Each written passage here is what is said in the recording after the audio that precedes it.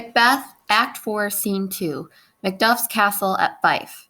Ross visits Lady Macduff to assure her of her husband's wisdom and courage. Lady Macduff cannot be comforted, believing that he left out of fear. After Ross leaves, she tells her own son, who is still loyal to his father, that Macduff was a traitor and is now dead. A messenger warns them to flee, but is too late. Murderers sent by Macbeth burst in, killing both wife and son. What had he done to make him fly the land? You must have patience, madam. He had none.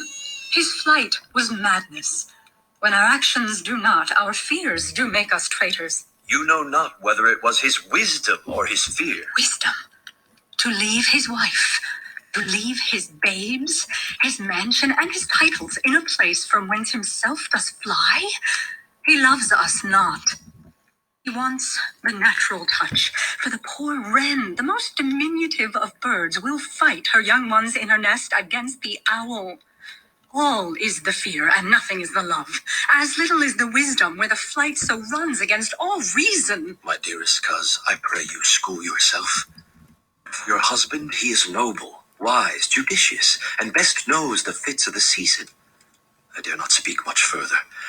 But cruel are the times when we are traitors and do not know ourselves, when we hold rumor from what we fear, yet know not what we fear, but float upon a wild and violent sea, each way and move. I take my leave of you. Shall not be long, but I'll be here again. Things at the worst will cease, or else climb upward to what they were before. My pretty cousin, blessing upon you. Fathered he is, and yet he's fatherless. I am so much a fool. Should I stay longer, it would be my disgrace and your discomfort. I take my leave at once. Zira, your father's dead. And what will you do now? How will you live? As birds do, Mother.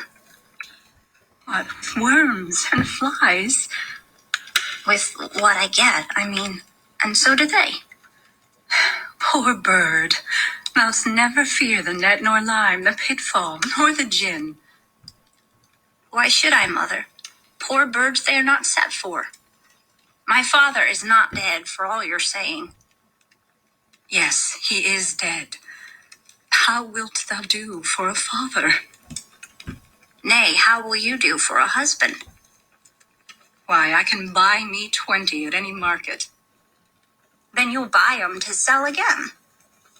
Thou speak'st with all thy wit, and yet a faith with wit enough for thee. Was my father a traitor, Mother? Aye, that he was. What is a traitor? Why, one that swears and lies. And be all traitors that do so? Every one that does so is a traitor and must be hanged. And must they all be hanged that swear and lie? Every one. Who must hang them?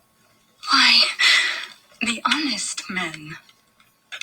Then the liars and swearers are fools, for there are liars and swearers enough to beat the honest men and hang up them. Now, God help thee, poor monkey. But how wilt thou do for a father? If he were dead, you'd weep for him. If you would not, it were a good sign that I should quickly have a new father. Poor prattler, how thou talk'st. Bless you, fair dame.